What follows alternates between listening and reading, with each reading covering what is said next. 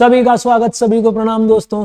Crash batch का ये हमारा एक और नया टॉपिक लेकर मैं सीए चेतन मंत्री विद्योदय क्लास इंदौर की ओर से आपका स्वागत करता हूं। लास्ट वीडियोस में हमने दो बड़े टॉपिक्स खत्म किए थे। बिजनेस प्रोफेशन के अलग अलग टॉपिक्स जो हमने पढ़े वो सब यहाँ खत्म होते हैं। इसके अलावा हमने एक हाउस प्रॉपर्टी चैप्टर भी खत्म किया। दोनों में इस बार इस टाइम की पॉसिबिलिटी है। अब शुरू करने आ रहे हैं हम छोटे छोटे 2-3 टॉपिक, जिसमें से पहला है मालिक income from other sources. Income from other sources charging section ध्यान रखिएगा, सेक्शन 56। दो अलग अलग सब सेक्शन 1 एंड सब 2। आप जानते हैं जिसका कोई नहीं उसका अदर सोर्सेज है यारो। जो इनकम किसी भी तरह की एग्जम्पशन पे नहीं आती और जो किसी भी हेड में नहीं जाएगी वो हमेशा इस हेड में ही कवर की जाएगी। और दूसरा जो हमारे पास स्पेसिफिक इनकम सेक्शन 56 जिसको हमेशा बिजनेस प्रोफेशन या किसी और हेड में लेने की जगह हम हमेशा अदर सोर्सेज में ही कवर करेंगे। सबसे पहली इनकम जो हमारी सबकी पसंदीदा है वो है डिविडेंड, जो कि आप कंपनी लॉ में भी पढ़ते हैं, अकाउंट्स में भी पढ़ते हैं और यहाँ इनकम टैक्स में भी आप उसका जिक्र देख रहे हैं। डिविडेंड के अलावा हमारी एक और पसंदीदा इनकम सर बेटिंग राजा वाली है ना, शर्त लगाने वाली की चाहे जब आप शर्त लगा लो।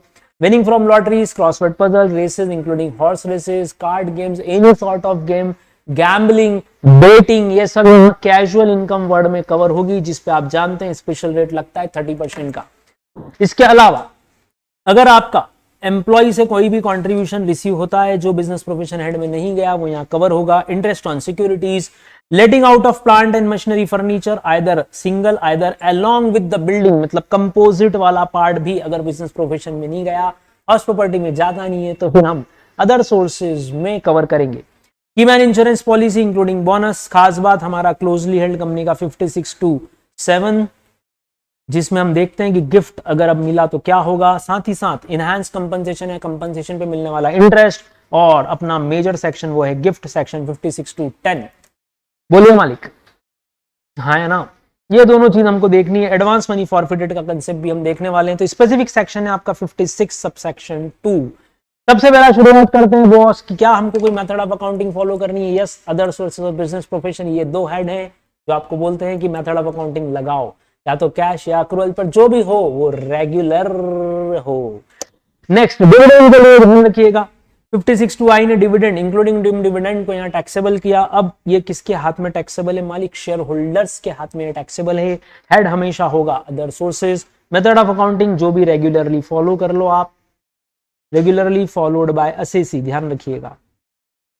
उस आधार पर आपसे ये डिविडेंड लिया जाएगा कि आप कैश बेसिस पे रख रहे हो या ड्यू बेसिस। रेगुलर डिविडेंड हम जानते हैं हमेशा टैक्सेबल है दोस्तों, इट इज टैक्सेबल, जिसके लिए इंटरिम डिविडेंड भी वर्ड होता है, फाइनल डिविडेंड भी वर्ड होता है। सब कुछ अदर सोर्सेज में जरूर जरूर जरूर आएगा। बात आती है डिम डिविडेंड का कंसेप्ट जो गवर्नमेंट लाया, उसका सेक्शन है 222A BCDE। ए में अब क्या कर रहे हैं मालिक? डिविडेंड बांटा जाता है हमेशा प्रॉफिट में से, ध्यान रखिएगा। प्रॉफिट में से अगर डिविडेंड बांटते हैं तो गवर्नमेंट ने उसके लिए भी कुछ कंसेप्ट बनाए हैं कि जब हम डिम डिविडेंड की बात करते हैं, मतलब एक हो गया एक्चुअल डिविडेंड, एक हो गया डिम्ड डिविडेंड। एक्चुअल हमेशा ही टैक्सेबल है, जो कि इंटरिम और फाइनल के तौर पर आता है। जब डिम डिविडेंड बोलते हैं हमारे पास 222A BCD और आखिरी सेक्शन है 222E।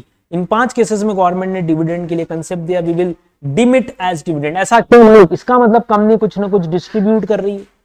ऑब्वियसली वो जो डिस्ट्रीब्यूशन है वो किसका? पहला, कंपनी डिस्ट्रीब्यूट कर रही है एसेट्स का। दूसरा, डिबेंचर्स या deposit certificate to share holder and bonus share to preference share. Important बात, अगर बोनस शेयर इक्विटी वालों को दिए जाए तो इसमें कुछ डिविडेंड नहीं है, इसमें कुछ भी डिविडेंड नहीं है। लेकिन अगर ये bonus share preference share holder को आपने डिस्ट्रीब्यूट करे, इनकम टैक्स इसको डिम डिविडेंड मानता है, डिविडेंड मान के टैक्सेबल करेगा। Third, in the case of liquidation, in the case of liquidation अगर कुछ डिस्ट्रीब्यूट होता है कंपनी के द्वारा तो कंपनी को तो टैक्सेबल कैपिटल गेन नहीं निकलता, लेकिन शेयर होल्डर की ध्यान रखिएगा कैपिटल गेन में कैलकुलेशन किया जाता है at the time of release of assets, at the time of liquidation of assets.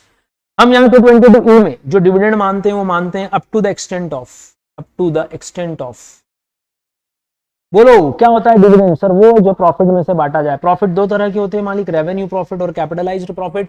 हम जानते हैं OBCD, ये जो 4 पॉइंट है हमारे पास 222A BCOD, इसमें कितने हद तक डिविडेंड माना जाए। समझे भैया? मान लो यहाँ आपने एसेट रिलीज की 1 लाख, तो क्या पूरा 1 लाख डिम डिविडेंड होगा? ना, आपको देखना पड़ेगा कि उसमें आपके पास प्रॉफिट कितना है, प्रॉफिट कौन सा, वेदर कैपिटलाइज्ड और नॉट। ये लैंग्वेज आपको यूज करके आना है वर्किंग नोट में।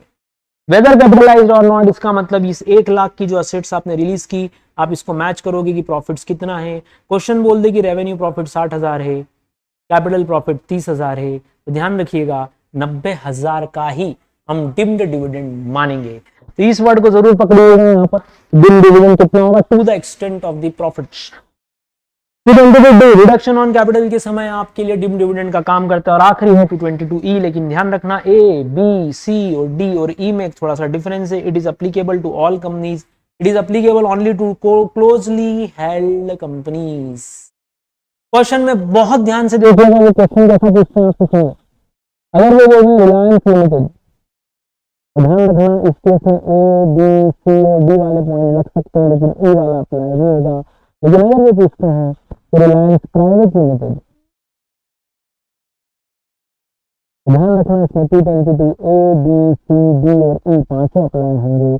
कहने का मतलब क्या है मालिक मेरे, कहने का मतलब है चेक करना पहले तो एक ऐसी कंपनी जो कि क्लोजली हेल्ड है, इसी के ऊपर 222E अप्लाई होता है। ये पहला डिफरेंस। दूसरा डिफरेंस हमको क्या ध्यान रखना, ऊपर आप दोनों तरह के प्रॉफिट लेते हो, वेदर कैपिटलाइज्ड और नॉट, लेकिन नीचे हम सिर्फ यहाँ पर रेवेन्यू प्रॉफिट ही कंसिडर करते हैं। तो अगर मैं आपसे बोलूं कि यहां इस केस में एक क्लोजली हेल्ड कंपनी क्या कर रही है, सर ये 3 काम करेगी तो डिम डिविडेंड माना जाएगा। पहला, उन्होंने दिया है लोन या एडवांस दिया। सर ये लोन या एडवांस कंपनी ने किसको दिया, टू अ मेंबर। कौन सा मेंबर मालिक, जिसका यहां पर इस क्लोजली हेल्ड कंपनी में 10% या उससे ज्यादा का होल्डिंग है।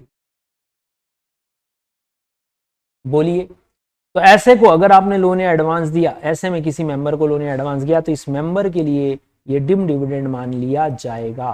कितना sir, up to the extent of revenue profit. तो अगर लोन गया है दोस्तों, ध्यान रखिएगा, लोन गया है मान लो 1 लाख का, लेकिन रेवेन्यू प्रॉफिट 60,000 है, तो डिम डिविडेंड कितना माना जाएगा, 60,000 ही माना जाएगा।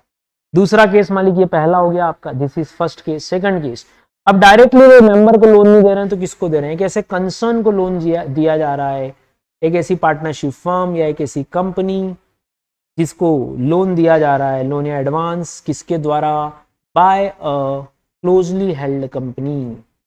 एक क्लोजली हेल्ड कंपनी लोन या एडवांस दे रही है। पहला केस था to a member who is holding here 10% और more of the control of the power. यहां बोल रहे हैं कंसर्न कोई भी हो सकती है, जैसे कंपनी, पार्टनरशिप फर्म, जहां पर इसी मेंबर का क्या है, इस मेंबर का यहाँ पर सब्सटेंशियल इंटरेस्ट है। सब्सटेंशियल इंटरेस्ट, तो फिर ये वाला सेक्शन अप्लाई होगा। सब्सटेंशियल इंटरेस्ट कैसे देखते हैं सर, कंपनी के केस में आपके पास 20% या उससे ज्यादा का वोटिंग पावर है, बाकी सबके केस में 20% या उससे ज्यादा का आपके पास PSR है, प्रॉफिट शेयरिंग रेशो है। तो दो बातें हो रही है इस मेंबर का, वैसे यहाँ पर 10% है, लेकिन यहाँ पर 20% या उससे ज्यादा का या तो वोटिंग पावर है या प्रॉफिट शेयरिंग रेशो है। अगर आपने ऐसे में यहाँ लोन एडवांस दिया तो इसको भी डिम डिविडेंड मान लिया जाएगा। तो फिर तीसरे केस पे आते हैं मालिक, ना मेंबर खुद ले रहा, ना अपनी किसी कंसर्न को दिलवा रहा, कंपनी लोन एडवांस दे रही, किसको, डायरेक्टली किसी इसके फ्रेंड वगैरह को, टू एनी अदर पर्सन। अब ये लोन जा रहा है किसी भी इसके दोस्त को, व्यक्ति को, लेकिन क्यों जा रहा है sir, on behalf of this person जा रहा है, तो भी मान लिया जाएगा कि ये डिम डिविडेंड है to the extent of profits मतलब कौन से, ऊपर लिखा था वेदर कैपिटलाइज्ड और नॉट, नीचे लिखा है बस प्रॉफिट्स, एक्यूमुलेटेड प्रॉफिट्स। तो आप वेदर कैपिटलाइज्ड और नॉट वर्ड हटा देंगे, इसका मतलब ये सिर्फ रेवेन्यू प्रॉफिट की बात करेंगे। तो इंग्लिश में ये लाइन जरूर लिखिएगा, to the extent of accumulated profit. ओ मैंने लिख रखा है मालिक, ये रहा, this is your C point, ये रहा, accumulated profit means revenue profit. तो ये क्वेश्चन एग्जाम में कई बार आपसे 3 से 4 नंबर में आता है, मॉड्यूल में इसको लेके क्वेश्चन भी है। क्वेश्चन ध्यान से देखिएगा, लिमिटेड की प्राइवेट लिमिटेड, ये क्लोजली हेल्ड कंपनी जिसमें पब्लिक इंटरेस्टेड नहीं है, इट मींस ये प्राइवेट लिमिटेड या अनलिस्टेड हो सकती है। तो ये था ABCDE, ध्यान रखना यहाँ पर रेवेन्यू और कैपिटल दोनों आएंगे, लेकिन यहाँ पर सिर्फ रेवेन्यू प्रॉफिट ही कंसिडर होगा। ये सेक्शन सारी कंपनीज पर एप्लीकेबल है, जबकि ये सेक्शन सिर्फ क्लोजली हेल्ड कंपनीज पर ही एप्लीकेबल माना जाता है। नेक्स्ट है मालिक, एक्सेप्शन कब लगेगा, बहुत सिंपल है, जब इस तरह के लोन या एडवांस देना ही मेरे बिजनेस का सब्सटेंशियल पार्ट है, मैं कंपनी ही कैसी हूं, मेरा काम ही यही है, मेरा बिजनेस ही यही है ऑर्डिनरी कोर्स में, तो फिर मेरे ऊपर ये सेक्शन अप्लाई नहीं होगा। बायबैक के केस में सेक्शन अप्लाई नहीं होगा। अगर आपने शेयर्स का डिस्ट्रीब्यूशन किया ऑन डीमर्जर तो भी ये सेक्शन अप्लाई नहीं होगा। ध्यान रखिएगा इस बात का। और सबसे इंपॉर्टेंट बात, आपके जो डेटर्स होते हैं जिनको हम ट्रेड एडवांस कई बार जिनसे ले लेते हैं, वो कमर्शियल ट्रांजेक्शन है, they are not treated as deem dividend. कैसे? एक डेटर है एक्स, उसने आपको पहले एडवांस दे दिया। डेटर कौन है सर? ये क्लोजली हेल्ड कंपनी। अगर इसने कोई एडवांस दे भी दिया तो भी हम इसको तो डिम डिविडेंड नहीं मानेंगे ना, because he is paying as a debtor not as a lender. और आखिरी केस, कभी अगर आपका कोई लोन ऑलरेडी डिम डिविडेंड मान लिया गया होगा, किसी पुराने ईयर में आपके साथ ही गलती हो गई, क्लोजली हेल्ड कंपनी आपको लोन एडवांस जो 1 लाख रुपए का इंस्टॉलमेंट मेंबर के लिए 1920 प्रीवियस ईयर में डिम डिविडेंड मान लिया था ऑलरेडी। अब क्या हुआ सर? ये मेंबर और इन लोगों के बीच में ट्रांजेक्शन तो लोन का ही हुआ है ना, ये रीपेमेंट शो करेगा। अब मेंबर रीपेमेंट शो करेगा क्लोजली हेल्ड कंपनी, क्योंकि पहले उसने बताया था कि मैंने लोन लिया जिसको गवर्नमेंट ने डिम डिविडेंड माना था। अब क्या करें सर? अब क्या करें? तो देखो एक्सेप्शन लेना पड़ेगा कि जब वो एक्चुअली इसको सेट ऑफ करेगा अपने बाद के डिविडेंड से, एक्चुअली पे करेगा, तो इसको हम कभी भी डिम डिविडेंड नहीं मानेंगे। एग्जांपल देख लो, आपका 1920 प्रीवियस ईयर में ऑलरेडी 1 लाख रुपए का अमाउंट डिम डिविडेंड था, बट इन दोनों ने लीगली क्या बताया था? That we have taken a loan, यही बताया था, we have taken a loan ऐसा बताया था। तो ये रीपे भी करेगा, कैसे करेगा? प्रीवियस ईयर 21-22 में इस मेंबर के डिविडेंड आ रहा था 10,000 रुपए का एक्चुअल। बताओ आप भी मेंबर होते तो क्या बोलते? यार मेरे इस 1 लाख में से ही कम कर ले, I am paying the loan, जिसको गवर्नमेंट ने डिम डिविडेंड मान लिया है वो अलग बात है, लेकिन मेरे हिसाब से तो लोन था। I am repaying it, I am adjusting it from actual dividend। अब तो इसको भी डिम डिविडेंड मान लेंगे ना सर? एक बार मान लिया ना, बार बार थोड़ी ना मानेंगे। इस बात का ध्यान रखना, ये तो एक्चुअल डिविडेंड है, वैसे डिविडेंड के तौर पर आएगा। 222 में इसको कवर मत करना कि 1 लाख रुपए में से आपने एक्चुअल डिविडेंड को सेट ऑफ किया, प्रीवियस बोरोइंग्स एडजस्ट कर रहे हो, एडजस्ट बोलो। तो 1920 का 1 लाख अगर आप एक्चुअल डिविडेंड से रीपे करते हो, कंपनी को बोलोगे चेक मत देना मुझे, लोन कम कर देना, क्योंकि ये तो एक्चुअल डिविडेंड है। तो इनकम टैक्स वाला ये नहीं बोलेगा कि अरे ये तो फिर से डिम डिविडेंड हो गया, क्योंकि वो उसी लोन के अगेंस्ट एडजस्ट हो रहा है। तो ये एक्सेप्शन ध्यान रखिएगा दोस्तों, बायबैक तो आना ही नहीं चाहिए, डीमर्जर आना नहीं चाहिए, ट्रेड एडवांसेस कभी भी आना नहीं चाहिए, इस बात का ध्यान रखना। शेयर होल्डर अगर इंडिविजुअल एचयूएफ, एओपी, बीवाई या एजेपी है, तो इस बात का भी ध्यान रखना कि जब आपकी इनकम 1 करोड़ से ज्यादा होती है, 1 से 2 करोड़, 2 करोड़ से ऊपर, 5 करोड़ और 5 करोड़ से ऊपर, है ना, ये सरचार्ज के रेट हैं 0 से 50, 50 से 1, 1 से 2, 2 से 5 और 5 से ऊपर। रेट है आपका यहाँ पर 10%, 15%, 25 और 37। याद आया क्या कुछ? सरचार्ज, बेसिक्स वाला सरचार्ज। तो ध्यान रखना, डिविडेंड इनकम पे शेयर होल्डर का सरचार्ज रेट कभी भी 15% से एक्सिस नहीं माना जाएगा। बोलिए मालिक, नेवर। 15% से ऊपर हम सरचार्ज नहीं लगाएंगे उस डिविडेंड इनकम पे। इसका मतलब आपको इनकम में कैलकुलेशन में इस बात का ध्यान रखना पड़ेगा कि आप अगर 2 करोड़ से 5 करोड़ का कोई क्वेश्चन कर रहे हो, 1 से 2 करोड़ 15%, 2 करोड़ से ऊपर की इनकम का क्वेश्चन कर रहे हैं, तो हमको ये ध्यान देना पड़ेगा 15% वाले रूल का। नेक्स्ट है मालिक कैजुअल इनकम, जिसका सेक्शन है 56 टू IB। टैक्स लगता है इसमें 30% प्लस सेस, वो जो लगता है 115 डबल बी में। कैजुअल इनकम पे टैक्सेबिलिटी के लिए कुछ खास बातें सर, यहाँ पे कोई खर्चा घटेगा, यहाँ पे लॉस, यहाँ चैप्टर 6 ना तो एक्सपेंस घटेगा, ना लॉस, ना चैप्टर 6 से। तो लॉस भी लॉस नहीं होगा, ये बात आपको सेट ऑफ में भी काम आएगी, ना ही आपको बेसिक एग्जम्पशन लिमिट मिलेगी, ये भी ध्यान रखिएगा। लेकिन 87A जरूर मिल जाएगा, 87A मिलेगा, लेकिन रेट होगा flat rate of 30%, flat rate of 30% along with cess of 4%, 115 double B. ये सेक्शन जरूर कोट करना कि रेट कहां से आया। लॉसेस कभी सेट नहीं होंगे, डिडक्शन मिलेगी नहीं। इसका मतलब ये कुल मिला के हर तरह से आपका कैसा रेट है? स्पेशल इनकम या स्पेशल रेट हो गया। ग्रॉस अप करने का तरीका क्या है सर? नेट इनकम ऊपर ले लो, डिवाइडेड बाय 100 माइनस रेट कर दो। रेट आपका नॉर्मली 30% है, इंटू 100 कर दो तो आपकी इनकम ग्रॉस हो जाएगी। क्वेश्चन में ध्यान से देखिए,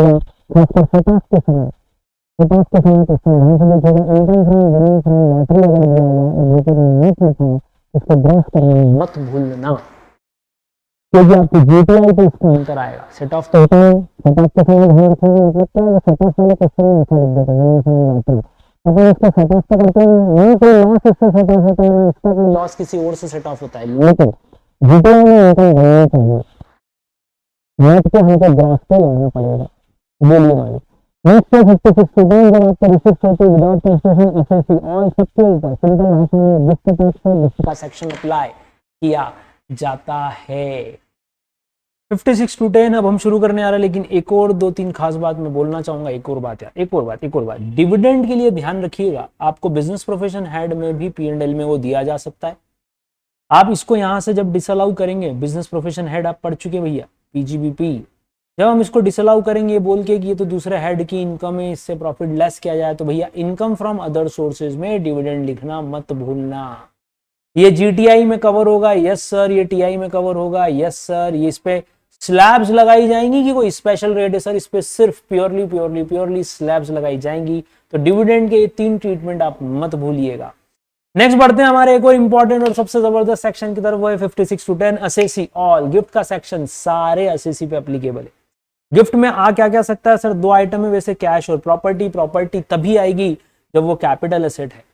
अगर कैपिटल एसेट ही नहीं है तो फिर हम उसको प्रॉपर्टी में नहीं लेंगे। कैपिटल एसेट की डेफिनेशन सर, अरे मालिक वो जो कैपिटल गेन में लगती है, सेम डेफिनेशन जैसे कि उन्होंने एक बार एग्जाम में पूछा था कि फर्नीचर गिफ्ट में आया, पर्सनल इफेक्ट की कुछ चीजें गिफ्ट में आई, सर वो कैपिटल एसेट ही नहीं है, उसको हम यहां कंसिडर नहीं कर सकते। इस बात का ध्यान रखिएगा। तो पहला तो प्रॉपर्टी का क्या होना जरूरी है? कैपिटल एसेट, ये सबसे इंपॉर्टेंट कंसेप्ट है। प्रॉपर्टी 2 तरह की होती है दोस्तों, एक होती है मूवेबल और एक होती है इमूवेबल। इमूवेबल में आएगा लैंड या बिल्डिंग या बोथ, और मूवेबल में स्पेसिफिकली देखें कैपिटल एसेट में किन आइटम्स को कवर किया गया। क्या यहाँ पे कार है? क्या यहाँ पे फर्नीचर है? सर ये नहीं है। तो एक बार एग्जाम में इसी बात पे क्वेश्चन पूछ लिया था, हमको सिर्फ इतना सा लिखना था कि 56 to 10 में ये वाली एसेट कवर नहीं है। एसेट के नाम बोले मालिक, shares and securities, jewellery, archaeological collection, painting, drawing, any work of art, sculptures, Boolean, ये कुछ एसेट्स ही यहाँ गिफ्ट में आएंगी। तो हम इसके ऊपर ये 56 to 10 सेक्शन लगाएंगे। पहली बात करते हैं हमारे कैश की। अगर आपको कैश आया तो सिंगल ट्रांजेक्शन देखना है कि एग्रीगेट साल भर का, पूरे साल का, for the whole financial year कितना कैश आया वो एग्रीगेट करो। चाहे किसी से भी आया हो, चाहे 10 लोगों से आया हो, एग्रीगेट करो। If it exceeds rupees 50,000, if it exceeds rupees 50,000 then the whole aggregate amount is taxable। तो ध्यान रखिएगा, अगर पूरे फाइनेंशियल ईयर में एग्रीगेट किससे क्रॉस करिए, आपका aggregate exceeds 50,000 then the whole amount is taxable, whole amount is taxable। अब इसका यूज कहाँ है मालिक? यहाँ पे आप लगाने प्यारा सा हैशटैग, ध्यान रखिएगा इस साइन को, हमारा प्यारा वाला साइन है ना, दिल फेक पॉइंट है मालिक, ये इसको मैं दिल फेक पॉइंट बोलता हूँ। दिल फेक पॉइंट क्या है हमारा? कि ये आपको रेसिडेंशियल स्टेटस में वो किसी के लिए पूछेंगे, रेसिडेंशियल स्टेटस में किसी के लिए पूछेंगे, तो इस बात का स्पेसिफिकली ध्यान रखिएगा। रेसिडेंशियल स्टेटस पढ़ते समय भी उन्होंने बोला है कि एक रेसिडेंट इंडियन अगर एक non resident non corporate assessee या किसी फॉरेन कंपनी को गिफ्ट देता है तो वो टैक्सेबल होगा, deemed to accrue arise in India माना जाएगा, deemed to accrue arise in India माना जाएगा। तो ध्यान रखिएगा, ROR के लिए तो हर तरह की इनकम टैक्सेबल है, लेकिन RNOR के लिए हम बोलते हैं सिर्फ इंडियन इनकम ही टैक्सेबल है, और NR के लिए भी सिर्फ इंडियन इनकम टैक्सेबल है। तो उसमें वो गिफ्ट वाला पॉइंट ध्यान रखिएगा कि एक रेसिडेंट इंडियन ने यदि किसी non corporate non resident person को गिफ्ट दिया हो तो वो income deemed to accrue arise है, तो वो इंडियन इनकम है और अकॉर्डिंगली उसका ट्रीटमेंट कीजिएगा। तो ये रेसिडेंशियल स्टेटस वाले चैप्टर में वो गिफ्ट देके रखेंगे कि कैश रिसीव्ड है, तो ध्यान देना 50,000 से ज्यादा है या 50,000 से कम। सेकंड पॉइंट है मालिक, इमूवेबल प्रॉपर्टी विदाउट कंसिडरेशन या इनएडिक्वेट कंसिडरेशन, 2 अलग अलग केसेस।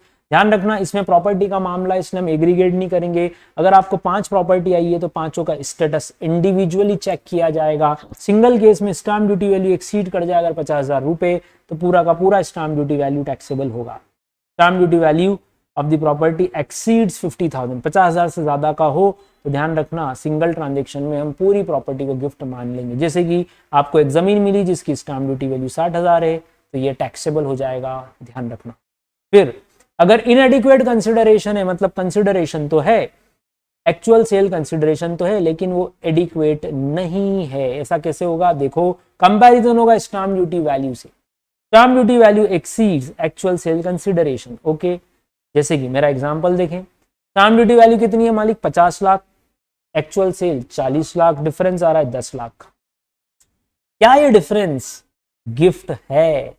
चेक करते हैं, चेक कीजिएगा भैया। इसका मतलब आपको ये जो गिफ्ट आ रहा है इस केस में ये 10 लाख टैक्सेबल होगा यदि ये एक्सीड कर जाए। इससे either 50,000 और 10% of actual sale consideration whichever is higher. Formula बोले भैया stamp duty value minus actual sale consideration exceeds 50,000 और 10% ऑफ एक्चुअल सेल कंसिडरेशन। तो चेक कीजिए 50,000 या 4 लाख, ये कहां से आया सर? 10% लिया ना हमने इसका। हायर अमाउंट बोले इन दोनों में से सर 4 लाख से कंपैरिजन करेंगे, 10 lakh exceeds 4 lakh, so it is treated as gift. यहाँ स्टूडेंट जल्दबाजी में, एग्जाम प्रेशर में एक छोटी सी गलती करते हैं, 6 लाख रुपए टैक्सेबल कर देते हैं, डिफरेंस टैक्सेबल कर देते इन दोनों का, जबकि this is only the comparison. आपका टैक्सेबल अमाउंट तो ये डिफरेंस अमाउंट ही होगा, difference between stamp duty value and actual sale consideration is treated as gift. ये बात का आप ध्यान रखिएगा। चलिए मालिक, सेकंड, अगर इमूवेबल प्रॉपर्टी आपने लिया है 12, 11, 20 से लेके 36, 21 में, मतलब जून 21, तो अपना ईयर कौन सा मालिक? अप्रैल, मई, जून वाला है। अपन मार्च के पहले का ट्रांजैक्शन तो देखेंगे नहीं, अपन तो अप्रैल, मई और जून वाला, वो 3 महीने का डेट है इसलिए देख रहे हैं। इसमें अगर आपने फर्स्ट टाइम अलॉटमेंट करवाया किसी रेसिडेंशियल यूनिट का, सिंपल भाषा में बोलता हूं मालिक, मैंने पहली बार घर खरीदा, कंसिडरेशन मैंने पे किया, इस दौरान ही मैंने पे किया और कंसिडरेशन 2 करोड़ से कम है, तो अगर इनएडिक्वेट कंसिडरेशन है भी तो भी कंपैरिजन में फॉर्मूला चेंज होगा, 10% की जगह वेरिएशन 20% का भी चल सकता है। तो ध्यान रखना 20% का वेरिएशन क्या फॉर्मूला यहाँ अप्लाई करेंगे आप। तो सपोज आपकी ये वैल्यू अगर 50 लाख है और ये वैल्यू यहाँ 45 लाख से, डिफरेंस 5 लाख से एक्सीड्स 50,000 और 8 लाख, तो हायर क्या है सर? 8 लाख हायर है। क्या 5 लाख एक्सीड करेगा 8 लाख को? हम बोल रहे हैं ना, ये तो नहीं हो पाएगा, ये तो नहीं होगा लल्ला। तो भैया फिर आपके ऊपर गिफ्ट का सेक्शन अप्लाई नहीं हो पाएगा, because your difference does not exceed the higher of the two. Higher क्या है? 50,000 और 20%। लेकिन कंडीशन ध्यान रखना, किसी बिल्डर ने आपको एक घर बेचा है जिसके लिए ये स्टॉक इन ट्रेड है, वैल्यूएशन 2 करोड़ से कम है, ट्रांसफर पहली बार है, फर्स्ट टाइम अलॉटमेंट है, ये एक्स ने वाई को बेचा और वाई ने जेड को बेचा, तो जेड इस बात को यूज नहीं कर पाएगा। हम सिर्फ फर्स्ट अलॉटमेंट की बात कर रहे हैं, पहली बार घर सेल हुआ है। तो यहाँ लिमिट बढ़ा दीजिएगा, 10% की जगह हम यहाँ पर 20% से कंपैरिजन करेंगे। मूवेबल प्रॉपर्टी एग्रीगेट ट्रांजैक्शन देखेंगे, बताएं मूवेबल क्या क्या थी। इतनी सारी चीजें हमारे पास मूवेबल है, इनको आपको यहाँ पर एक एक करके लिखना है। मान लो 3 आइटम दे दिए उन्होंने, गोल्ड, पेंटिंग, ड्रॉइंग, तो पहले तो आप तीनों को लिख लें, उन तीनों की मार्केट वैल्यू लिख लें, उन तीनों का एक्चुअल सेल कंसिडरेशन लिख लें।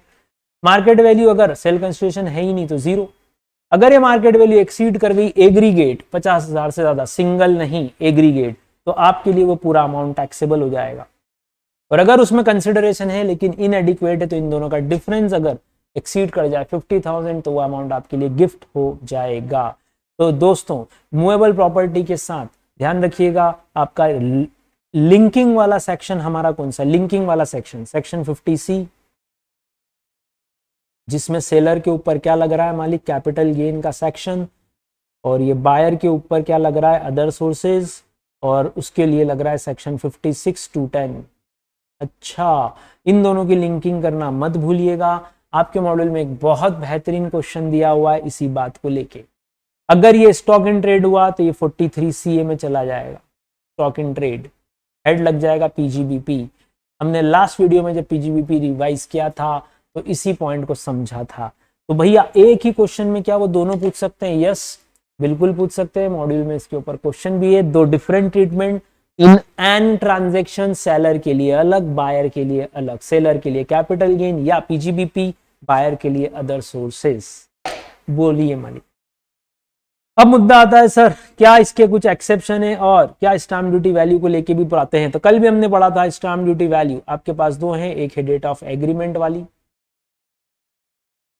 और एक है डेट ऑफ रजिस्ट्रेशन वाली। बताएं कल लास्ट डे जब हमने इसको रिवाइज किया था बिजनेस प्रोफेशन में, तो हमने बोला था डेट ऑफ एग्रीमेंट वाली स्टाम्प ड्यूटी वैल्यू हम तभी कंसिडर करेंगे जब ये 2 कंडीशन पूरी हो जाती हैं। पहला, होल या part of the consideration received on the date of agreement and payment is received through 3 अलग अलग तरीके, account payee cheque, account payee draft and electronic clearing system ECS, जिसमें debit card, credit card, NEFT, RTGS, IMPS, भीम UPI, Aadhaar pay ये सब चीजें cover होती है, ऑनलाइन बैंकिंग, इनसे पेमेंट करो। इनमें से एक भी कंडीशन टूटी तो स्टाम्प ड्यूटी वैल्यू आपकी हो जाएगी डेट ऑफ रजिस्ट्रेशन। जैसे कि आपने पेमेंट कैश में रिसीव कर लिया, बियरर चेक से रिसीव कर लिया या क्रॉस्ड से रिसीव कर लिया, तो हमारा आंसर हो जाएगा डेट ऑफ एग्रीमेंट की जगह हम कंसिडर करेंगे date of registration. Is it clear मालिक? तो ध्यान रखिएगा यहाँ पर, ये जो स्टाम्प ड्यूटी वैल्यू आप इमूवेबल प्रॉपर्टी में ले रहे हो ना, ये कौन सी स्टाम्प ड्यूटी वैल्यू होगी, ये पहले आप क्वेश्चन में डिसाइड कीजिएगा। तो क्वेश्चन में कितना डाटा अवेलेबल होगा, ध्यान से सुने। एक ये वाली स्टाम्प ड्यूटी वैल्यू, एक ये वाली, दो तो ये हो गई, एक आपको मिलेगा एक्चुअल सेल कंसिडरेशन। 3 डाटा आपके पास होने चाहिए। अगर आपका स्टाम्प ड्यूटी वैल्यू पे आप डिस्प्यूट रेज करते हो और आप चले जाते हो किसके पास, वैल्यूएशन ऑफिसर के पास, तो ये 4th डाटा आपके पास क्वेश्चन में अवेलेबल होगा। वैल्यूएशन ऑफिसर की वैल्यू अगर कम है स्टाम्प ड्यूटी वैल्यू से, एग्जांपल ले लीजिए मालिक, जैसे कि स्टाम्प ड्यूटी वैल्यू है आपकी 50 लाख, एक्चुअल सेल कंसिडरेशन है आपका 40 लाख, स्टाम्प ड्यूटी वैल्यू ये है डेट ऑफ एग्रीमेंट की, stamp duty value 55 lakh on the date of transfer या रजिस्ट्रेशन। लेकिन क्वेश्चन बोलता है 5 lakh rupees has been received through account payee cheque on the date of agreement, ऐसा क्वेश्चन ने बोला।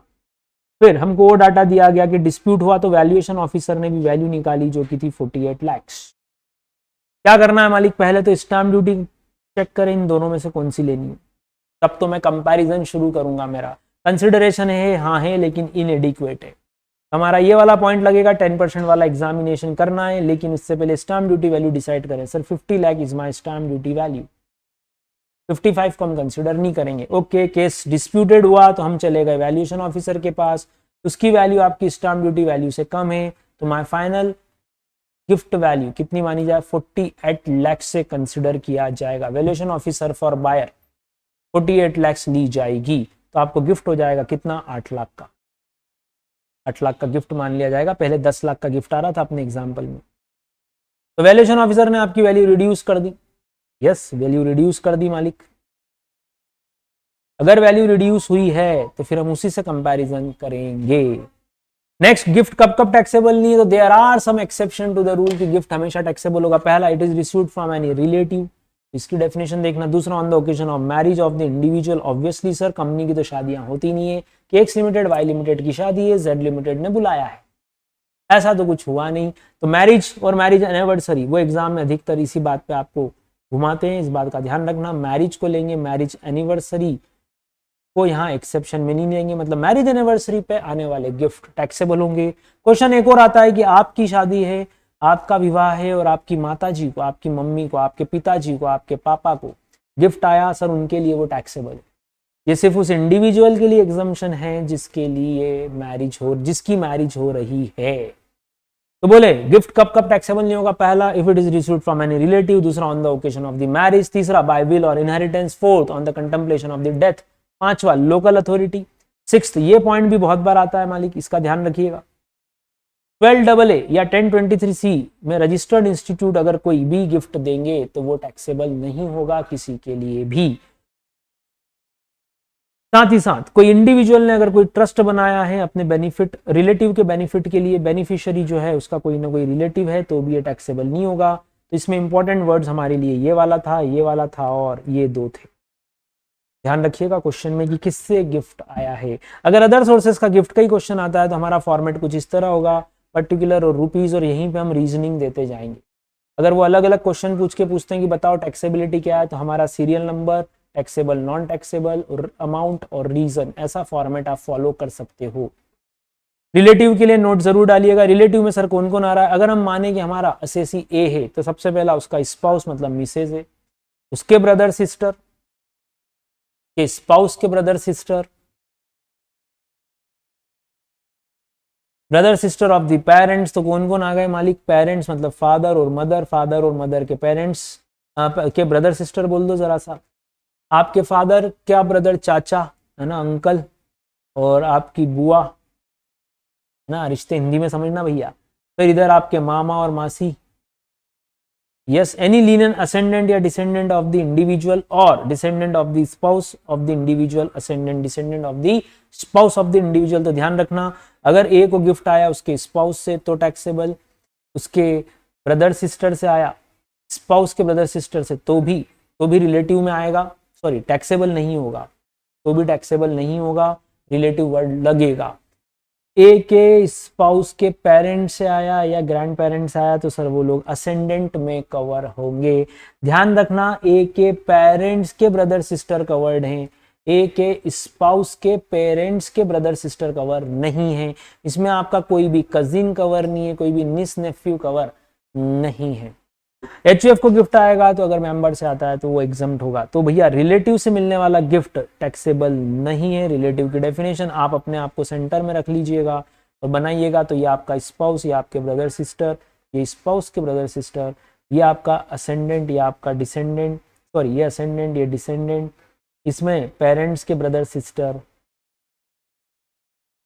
आपकी और पिछली पीढ़ी असेंडेंट, स्पाउस के ascendants. These are all the relationship, spouse के डिसेंडेंट मतलब आपके सन और डॉटर। बोलिए मालिक, इज इट क्लियर? ये था गिफ्ट वाला सेक्शन। एग्जाम में इसका और कहाँ यूज है, एक वो आपसे कैश में रेसिडेंशियल में पूछते हैं, मैंने आपको बताया, एक वो पीजीबीपी में यहाँ लिख सकते हैं गिफ्ट फ्रॉम फ्रेंड्स। तो पहले तो इसको डिसअलाउ करना, अदर सोर्सेज में लेके आना और देखना इसको टैक्सेबल करना भी है या नहीं। कुछ लोग यहाँ क्या करते हैं जल्दबाजी में, मान लो क्वेश्चन बोलता है 55,000 का कैश गिफ्ट आया, लोग 5,000 टैक्सेबल कराते हैं, जबकि पूरा का पूरा एग्रीगेट अमाउंट टैक्सेबल करना पड़ेगा। बोलिए, तो ये कुछ छोटी छोटी सी सिली मिस्टेक्स आपको अवॉइड करना आना चाहिए। अदर सोर्सेज का ये एक इंपॉर्टेंट सेक्शन है, इसको ध्यान रखना है आपको। और एक इंपॉर्टेंट बात ध्यान रखिएगा, अगर बायर ने ये प्रॉपर्टी 50 लाख रुपए से नीचे खरीदी है तो ठीक है, लेकिन अगर इसमें कंसिडरेशन 50 लाख रुपए से ऊपर है तो 194 IA भी अप्लाई होगा। बोलो मालिक, जिसमें टीडीएस किया जाता है 194 IA में, अगर कंसिडरेशन 50 लाख से ऊपर हो 1% ऑफ द कंसिडरेशन, टीडीएस वाला पॉइंट भी अप्लाई होगा, इस बात को मत भूलिएगा। और क्या ध्यान रखना है सर, यहाँ पे फॉर्मूले में थोड़ा सा चेंज है, यहाँ जो फॉर्मूला है उसमें थोड़ा सा चेंज है। यहाँ पे हमने बोला 50,000 रुपए से हम कंपेयर कर रहे हैं, 50,000 रुपीज से हम कंपेयर कर रहे हैं, इस बात का ध्यान रखना। और एक खास बात, आप जब इसको कंपेयर करते हो यहाँ से तो हमको दिखता है ये फॉर्मूला कुछ इस तरह से, 50,000 या 10% का हम डिफरेंस देखते हैं, इसका ध्यान रखना। 50,000 या 10% का हम डिफरेंस देखते हैं, जबकि यही जब हम 50C और 43CA में देखते हैं तो हम कंपेयर करते हैं stamp duty value minus stamp duty value minus actual sale constitution exceeds 110% वाला रूल हम डायरेक्टली अप्लाई कर देते हैं, डायरेक्टली अप्लाई करते हैं। इस बात का ध्यान रखना, वहाँ 50,000 वाली कोई लिमिट अप्लाई नहीं होती, जैसा कि हमने यहाँ 50,000 या 10% विच इज हायर का रूल लगाया, ऐसा वहाँ नहीं होता। हम सिर्फ डायरेक्टली 10% का मार्जिन वहाँ पर चेक करते हैं जब सेलर के एंगल से ये बात देखते हैं। ये 2-3 बातें ध्यान रखिएगा। 50 लाख 194 IA अप्लीकेबल होता है टीडीएस का, इसको लिंकिंग किया मैंने यहाँ पर आपके लिए। नेक्स्ट सेक्शन हमारे पास है दोस्तों, वो है 56 to 7B। यहाँ असेसी कौन है जिसको गिफ्ट आ रहा है, वो है आपका क्लोजली हेल्ड कंपनी। अरे कंपनी को गिफ्ट कौन देगा सर, कोई रेसिडेंट पर्सन दे रहा है, लेकिन 3 कंडीशन आपको पूरी करनी है। तो सर कंपनी को कोई गिफ्ट दे रहा है, कंपनी के हाथ में टैक्सेबल हो रहा है। यस मालिक, क्वेश्चन की शुरुआत में ध्यान रखना, वो क्लोजली हेल्ड कंपनी की हिंट देंगे आपको, एक्स प्राइवेट लिमिटेड करके, ये पहली हिंट है। दूसरा वो लिखेंगे कि उस कंपनी के शेयर्स इशू किए गए। तो 3 कंडीशन बोले, सबसे पहला क्लोजली हेल्ड कंपनी ने शेयर इशू करे, इसमें तो कुछ भी गलत नहीं है सर। प्रीमियम पे करे, इसमें भी कुछ भी गलत नहीं है। लेकिन प्रॉब्लम यहां से शुरू हुई जब इशू प्राइस आपका 15 रुपए है, जो एक्सीड करता है आपकी एफएमवी 12 रुपए से। अच्छा, मार्केट में जो चीज 12 में मिल रही है आप उसके लिए कितना पे कर रहे हो, 15। गवर्नमेंट इससे बोल रही है अरे बहुत रईस हो भैया तुम तो, जो कंपनी को कितने रुपए दे रहे हो 15, जबकि मार्केट में वही चीज कितने में मिल रही है 12 रुपीज में। तो गवर्नमेंट बोल रही है माना जाएगा इसने क्लोजली हेल्ड कंपनी को 3 रुपए का क्या दिया, गिफ्ट। तो फॉर्मूला क्या होगा, issue price minus FMV into number of shares, issue price minus FMV into number of shares. ये छोटा सा फॉर्मूला हम अप्लाई करेंगे। एफएमवी निकालने के तरीके, it will be the higher of either value determined as per the prescribe method prescribe by the government या on the basis of the value of asset, जो एओ डिसाइड करेगा। तो खैर अपने लिए ये दोनों पॉइंट अभी तो काम किए नहीं, हमारे लिए ये 3 कंडीशन काम किए। इसका उल्टा आप बोल सकते हैं कि जब प्रीमियम पे इशू नहीं है, डिस्काउंट पे इशू है, तो गिफ्ट का सेक्शन अप्लाई होगा नहीं। सर डिस्काउंट पे तो शेयर आते ही नहीं है। अरे भाई मैं तो लीगली उल्टा पढ़ के बता रहा हूँ कि प्रीमियम का उल्टा वर्ड डिस्काउंट होता है, तो फिर ये सेक्शन अप्लाई नहीं होगा। Issue price is less than FMV तो भी ये सेक्शन अप्लाई नहीं होगा। क्लोजली हेल्ड कंपनी की जगह अगर ये लिस्टेड कंपनी है तो भी ये सेक्शन अप्लाई नहीं होगा, इस बात का ध्यान रखना। तो ये section specifically closely held company के गिफ्ट की यहाँ पर बात करता है। 56 to 7B सेक्शन जरूर जरूर जरूर कोट करना। अब 56 to 10 और 56 to 7B आपने दो सेक्शन गिफ्ट के पढ़े। इंपॉर्टेंट बात और बोलता हूं दोस्तों, ये वर्ड मत भूलिएगा, कैपिटल असेट होना जरूरी है। Capital asset of the SSC को ही हम इस सेक्शन में लेंगे। अगर कोई चीज आपकी स्टॉक इन ट्रेड है, अगर आप उसको कम कीमत पे दे भी देते हो, जैसे कि एक बिल्डर ने जो प्रॉपर्टी में डील करता है उसके लिए स्टॉक इन ट्रेड है, उसने अगर इनएडिक्वेट कंसिडरेशन पे भी दिया तो ये वाला फार्मूला मत लगाना, क्योंकि वो स्टॉक इन ट्रेड है। इसके लिए हम यहाँ बात कर रहे हैं प्योरली कैपिटल एसेट्स की, तो इस बात का ध्यान रखना। अगर क्वेश्चन बोल दे मिस्टर राम, ध्यान से देखिएगा, मिस्टर राम डीलर इन शेयर्स, तो इस वर्ड पे बहुत सारे बार हमारा ध्यान नहीं जाता।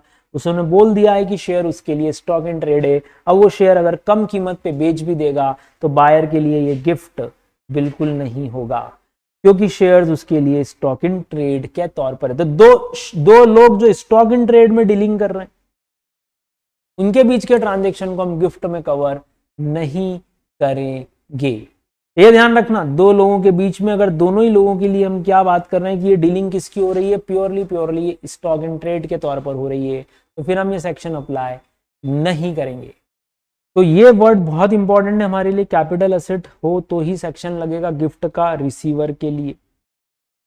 इसीलिए मैंने बोला बिजनेसमैन टू बिजनेसमैन डीलिंग में गिफ्ट का सेक्शन आप अप्लाई मत करना, क्योंकि दोनों के लिए ये बात स्टॉक इन ट्रेड में चली जाएगी। वहां वो प्रॉफिट या लॉस कैसा भी सेल कर सकते हैं।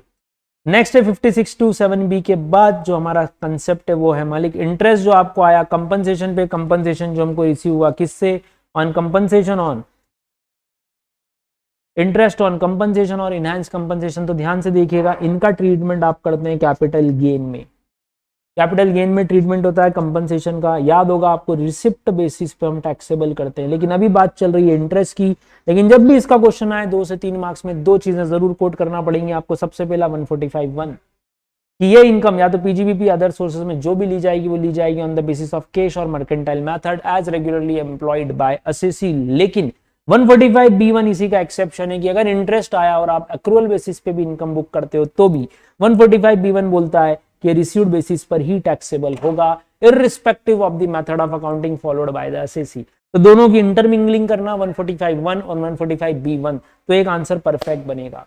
तो फिर हम बोलेंगे कि ये जो इंटरेस्ट आया है 56 to 8 में टैक्सेबल है, लेकिन फॉर्मूला होगा जो भी अमाउंट आपको रिसीव हुआ less deduction under section 57, 50% deduction आपको यहाँ पर इंटरेस्ट की मिल जाएगी।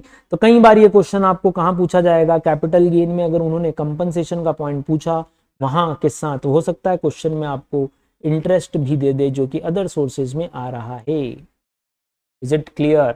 तो अगर 3 लाख का इंटरेस्ट आया तो हम 1,50,000 की यहाँ डिडक्शन ले लेंगे और 1,50,000 को हम यहाँ टैक्सेबल कर देंगे। बोलो, अगर सपोज आपकी इनकम यहाँ पर आ रही है मान लो 5 लाख, तो हम बोलेंगे मालिक 2.5 लाख को लेस कर दो और बचे हुए 2.5 लाख पे आप टैक्स दे दो। तो सेक्शन है 57 क्लॉज 4 के तहत ये 50% की रिडक्शन है। अगर ये याद ना रहे तो फिर 57 जरूर लिख के आना।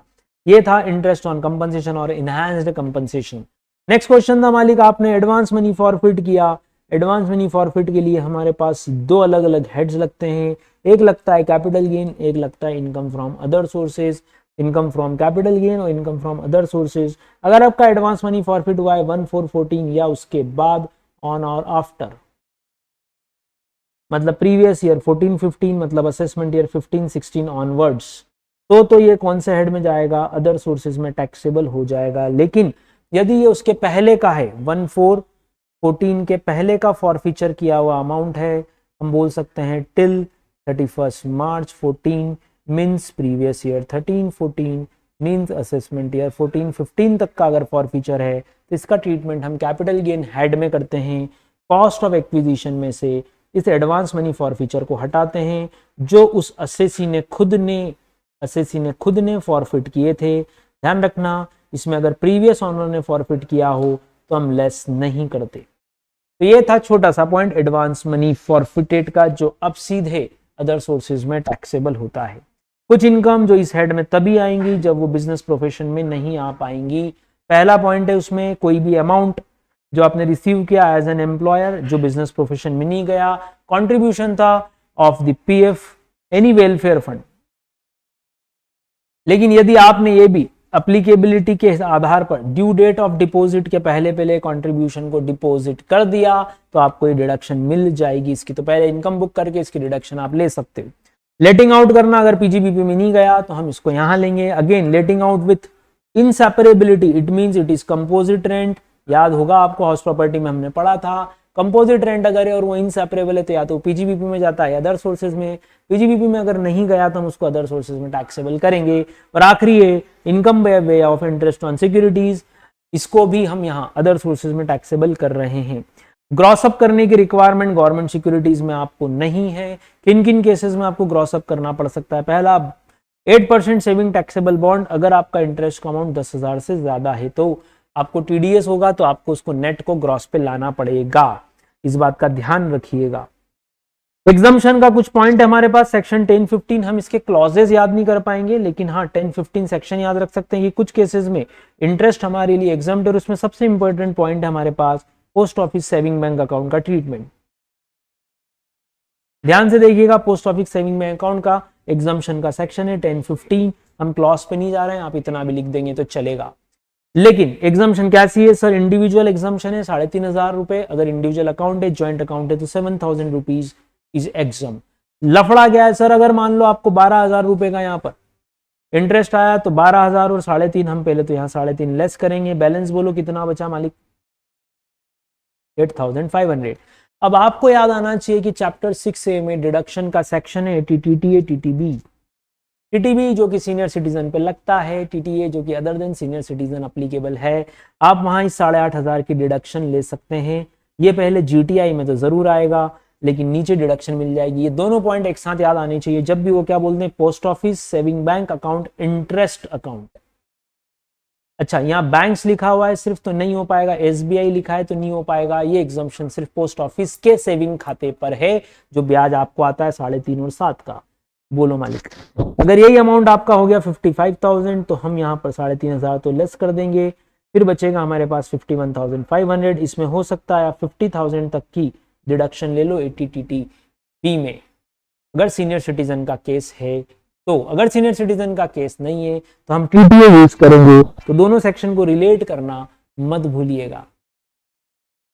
तो दोस्तों ये दोनों सेक्शंस एक साथ कैसे यूज करने देख लीजिएगा। यहाँ 50,000 तक की डिडक्शन आप टीटीबी में ले सकते हो, यहाँ 10,000 की डिडक्शन आप टीटीए में ले सकते हो। इंटरेस्ट वाले एलिमेंट पे दोनों बातों का ध्यान रखिएगा। अगर क्या लिखा है पोस्ट ऑफिस इंटरेस्ट, बाकी सब लिखा होता तो हम सिर्फ टीटीए टीटीबी ही देते। इंटरेस्ट में से आप रीजनेबल अमाउंट कोई भी एक्सपेंडिचर के तौर पर आप लेस कर सकते हो जो आपने ब्रोकरेज या कमीशन के तौर पर अगर पे किया हो तो। ये बात हम अभी सेक्शन 57 में डिडक्शंस में भी पढ़ेंगे।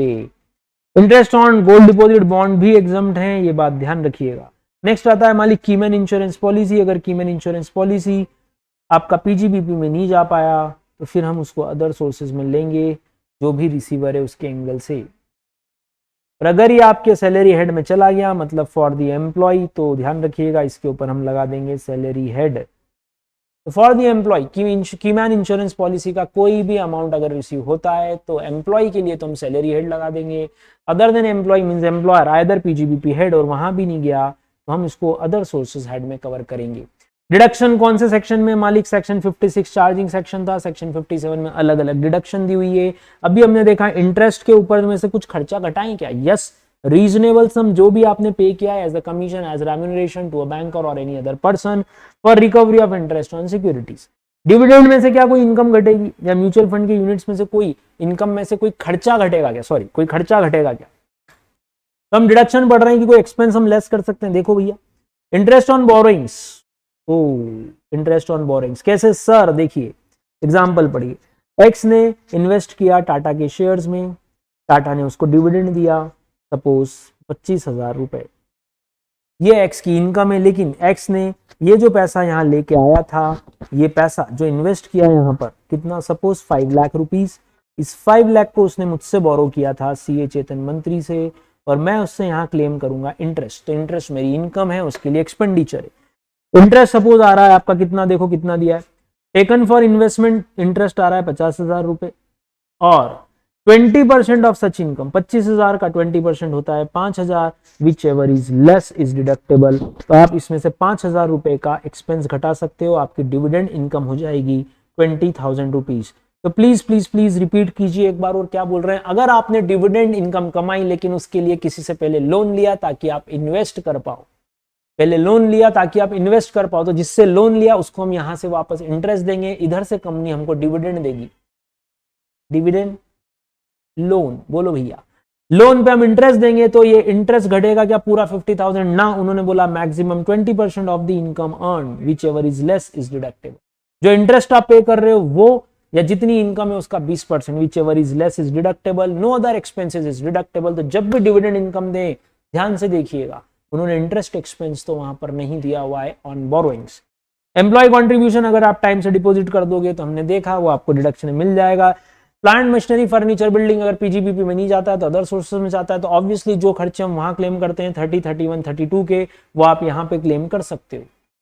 फैमिली पेंशन का रूल 1/3 या 15,000, which ever is less is deductible. तो फैमिली पेंशन में मान लो आपके पास आया सपोज 24,000 रुपया, तो हम बताओ क्या करेंगे, हम लिखेंगे सर अमाउंट रिसीव्ड। अरे फैमिली पेंशन क्या है सर, मालिक पेंशन अगर क्वेश्चन में होती है तो हम इसको कौन से हेड में ले जाते हैं, सैलरी, लेकिन फैमिली पेंशन है मतलब एम्प्लॉय की डेथ हो गई है, फैमिली पेंशन में हम यहाँ पर अमाउंट रिसीव्ड लिखेंगे, फिर लिखेंगे 1/3 8,000 या 15,000, विच एवर इज लेस, 8,000 रुपए आप यहाँ से लेस कर दोगे, टैक्सेबल होगा 16,000 रुपए।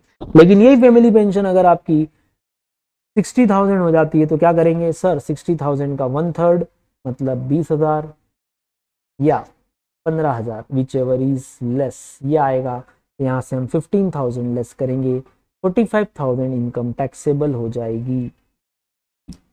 तो बहुत आराम से फैमिली पेंशन वाला पॉइंट वो कहीं भी किसी भी जगह दे सकते हैं। इंटरेस्ट ऑन कंपनसेशन हमने देखा 57.4 में हमने ये पॉइंट पढ़ा, 50% डिडक्शन सीधे सीधे है। इसके अलावा कोई भी इनकम जो अदर सोर्सेज में आती है आप उसके सारे रेवेन्यू एक्सपेंसेस घटा सकते हो। जैसे कि सपोज मैं एक प्रोफेसर हूँ, मेरे को कॉपी चेकिंग का काम मिला, उसकी मुझे एक्स्ट्रा इनकम हुई, वो मेरी सैलरी के एग्रीमेंट में कवर नहीं है। अगर वो मेरे सैलरी के एग्रीमेंट में कवर्ड होता तो हम उसको सैलरी हेड में ही इनकम बुक करते। सैलरी हेड में कवर्ड नहीं है, मैं कॉपी चेक करने गया, मैं कुछ गेस्ट लेक्चर लेने गया और मैंने आने जाने में पेट्रोल लगाया, मैंने टाइपिंग वगैरह करवाया, फोटोकॉपी करवाया, all those expenses can be deductible under this point. Section 58 आपको रोकता है कि कौन से खर्चे अलाउ नहीं होने। पहला वाला पर्सनल था, आपको मालूम है जो बिजनेस प्रोफेशन में हमने पढ़ा वही पॉइंट है। जिन पे टीडीएस नहीं हुआ, सैलरीज जिन पे टीडीएस नहीं हुआ, याद कीजिए बिजनेस प्रोफेशन में सेक्शन था सेक्शन 40A। 2-3 सेक्शन आपने पढ़े थे, याद करें, सेक्शन 40A 1A और 2। ये था सैलरी जो कि आउटसाइड इंडिया जा रही है, ये पेमेंट रेसिडेंट को था, और ये इंटरेस्ट, रॉयल्टी और टेक्निकल फीस का सेक्शन था। कैश पेमेंट वाली बात 10,000 35,000 की 40A3 की जो हम पीजीबीपी में पढ़ते हैं वो यहाँ पर अप्लीकेबल है। ध्यान रखिएगा, कैजुअल इनकम में से कोई भी खर्चा नहीं घटता, कैजुअल इनकम में से कोई भी खर्चा नहीं घटता, एग्जम्प्ट इनकम में से कोई भी एक्सपेंस लेस नहीं होता। लेकिन अगर आपका काम ओनिंग और मेंटेनिंग का है तो फिर मैं आपको डिडक्शन अलाउ करूंगा, ये ध्यान रखिएगा। 30% ऑफ द एक्सपेंडिचर यदि आपने टीडीएस नहीं किया, पेमेंट किसको गया, ये आ गया हमारा 40A1A payment to a resident, जिसमें हम 30% डिसअलाउंस करते हैं। पीजीबीपी में सेम वही बात यहां पर भी हम अलाउ करेंगे। तो 3 सेक्शन, छोटा सा टॉपिक, सेक्शन 56, 57, 58। मॉड्यूल के कुछ क्वेश्चंस बहुत जबरदस्त हैं, जैसे एक हरी करके प्रॉपर्टी डीलर वाला क्वेश्चन है, बहुत अच्छा है, मॉड्यूल से वो जरूर करके जाइएगा। आप जब भी इंटरेस्ट की बात करें ना तो ये 2 सेक्शन जरूर कोट करना, ये 2 सेक्शन कोट करना, क्योंकि इसी के फिर आपको मार्क्स मिलेंगे। जब भी आप गिफ्ट की बात करो तो चेक करना ये क्लोजली हेल्ड कंपनी है भी या नहीं। ये छोटी छोटी सी ट्रिक्स मैं आपको दे रहा हूं। अगर गिफ्ट का सेक्शन चेक करना हो तो पहले चेक कर लेना कि ये कैपिटल एसेट है भी या नहीं। कैपिटल एसेट ही नहीं हुई तो यहाँ कोई भी पॉइंट अप्लाई नहीं होगा। आराम से देखिएगा, डोनर कौन है, डोनी कौन है, गिफ्ट दिया किसने है, मिला किसको है, पेयर पेई कौन है, कहने का मतलब ये है। ये था छोटा सा टॉपिक 56 to 10 के साथ इंपॉर्टेंट लेक्चर था हमारा अदर सोर्सेस का। कोई भी पॉइंट आपके किसी भी पार्ट में ये कवर हो सकता है, तो ध्यान रखिएगा। अच्छा, अदर सोर्सेस का सेट ऑफ से क्या रिलेशन है वो और बता दूं। अदर सोर्सेस का सेट ऑफ से क्या रिलेशन है? इनकम फ्रॉम अदर सोर्सेज में आप बोलते हो सर कि विनिंग फ्रॉम लॉटरी वगैरह या कैजुअल इनकम जो है उससे ना तो कोई दूसरा लॉस सेट ऑफ होता है, ना ही इसका लॉस किसी और से सेट ऑफ होता है, ना ही आपने ये 2 टिकट खरीदे लॉटरी 1 लॉटरी 2, इस पे 5 रुपए का नुकसान हुआ, इस पे 15 रुपए का प्रॉफिट हुआ, तो ये आपस में भी सेट ऑफ नहीं होता। कुल मिला के ये दुनिया जमाने से पूरा अलग थलग है भाई। इसका किसी से कोई लेना देना नहीं, इवन खुद के लोगों से, अपने वालों से भी कोई लेना देना नहीं है।